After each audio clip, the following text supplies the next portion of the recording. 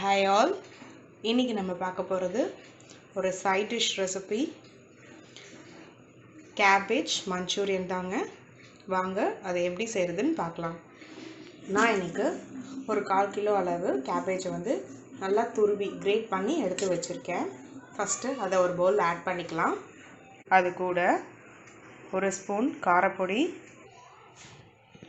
அடுத்து 1/2 ஸ்பூன் கரம் மசாலா, இதுக்கு தேவையான அளவுக்கு சால்ட் ஆட் பண்ணிக்கலாம். அடுத்து 4 ஸ்பூன் கார்ன்ஃப்ளவர் மாவு ஆட் பண்ணிக்கலாம். கார்ன்ஃப்ளவர் 4 ஸ்பூன் ஆட் பண்ணிட்டேன். அடுத்து மைதா வந்து ஒரு 3 ஸ்பூன் ஆட் பண்ணிக்கிறேன்.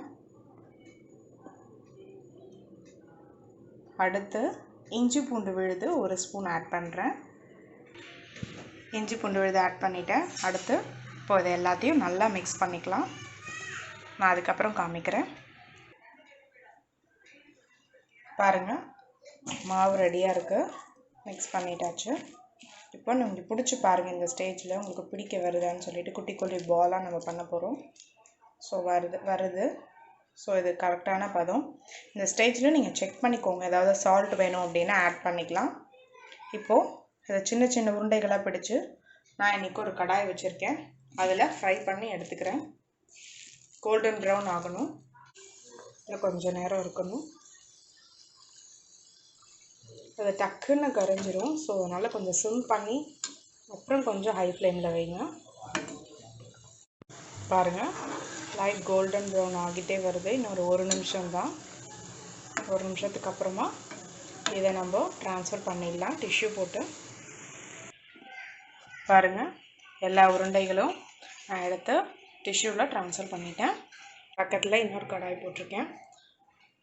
கடாய் ஹீட் ஆனதும் அதில் 3லேருந்து 4 கரண்டி எண்ணெய் ஆட் பண்ணிக்கலாம். எண்ணெய் ஹீட் ஆகிடுச்சு. இப்போது நான் 3 வெங்காயம் கட் பண்ணி வச்சுருக்கேன் பொடி பொடியாக. அதுவும் 2 பச்சை மிளகா கட் பண்ணியிருக்கேன். இந்த ரெண்டுத்தையுமே இதோட ஆட் பண்ணிடுறேன். போட்டு நல்லா வதக்கிக்கோங்க. 2 நிமிஷம் நல்லா வதக்கிக்கோங்க. ஒரு 2 நிமிஷத்துக்கிட்ட நல்லா வதக்கியாச்சு. இப்போது இந்த ஸ்டேஜில் 1 ஸ்பூன் இஞ்சி பூண்டு விழுது ஆட் பண்ணிக்கலாம். அதையும் போட்டு நல்லா மிக்ஸ் பண்ணி விடுங்க. பச்சை வாசனை போகிற வரையும் நல்லா வதக்கிக்கலாம். பாருங்கள், இப்போது இஞ்சி பூண்டு விழுதையும் பச்சை வாசனை போகிற வரையும் நல்லா வதக்கியாச்சு. இப்போது ஒரு 3 ஸ்பூன் அளவுக்கு டொமேட்டோ கெச்சப் ஆட் பண்ணிக்கிறேன். அடுத்து ஒரு 1 ஸ்பூன் சோயா சாஸ் ஆட் பண்ணிக்கிறேன். சோயா சாஸும் ஆட் பண்ணிட்டேன். இப்போ ஜஸ்ட் நல்லா மிக்ஸ் பண்ணி விடுங்க. ஒரு 1 நிமிஷத்துக்கிட்ட இருக்கட்டும். இப்போது இந்த ஸ்டேஜில் நான் வந்து 1 ஸ்பூன் வந்து கார்ன்ஃப்ளவர் மாவு கொஞ்சம் தண்ணியில் போட்டு மிக்ஸ் பண்ணி எடுத்து வச்சுருக்கேன். அதை மிக்ஸ் பண்ணதை எடுத்து இதில் நான் ஆட் பண்ணிடுறேன். உங்களோட கன்சிஸ்டன்சிக்கு தகுந்தாப்பில் நீங்கள் வந்து கார்ன்ஃப்ளவர் மாவு 1 ஸ்பூனா 2 ஸ்பூனான்றதை ஆட் பண்ணிக்கோங்க. இது ஜஸ்ட் ஒரு 1 நிமிஷம் கிட்ட கொதி வரட்டும். இப்போது இந்த ஸ்டேஜில் கார்ன்ஃப்ளவர் மாவு நல்லா மிக்ஸ் ஆகிடுச்சது கூட. இந்த ஸ்டேஜில் நம்ம வந்து மஞ்சூரியன் பண்ணியிருந்தோம் இல்லையா, கேபேஜ், அது எல்லாத்தையுமே இந்த பால்ஸ் இதில் ஆட் பண்ணிடலாம். இப்போ பாருங்கள், நல்லா மிக்ஸ் பண்ணி விட்டுட்டேன். இந்த ஸ்டேஜில் உங்களுக்கு ஸ்ப்ரிங் ஆனியன் கிடச்சிதுன்னா ஆட் பண்ணிக்கோங்க. நான் இன்றைக்கி ஜஸ்ட்டு எனக்கு கொத்தமல்லி கிடச்சிது. ஸோ அதனால் அது மட்டும் மேலே தூவிக்கிறேன்.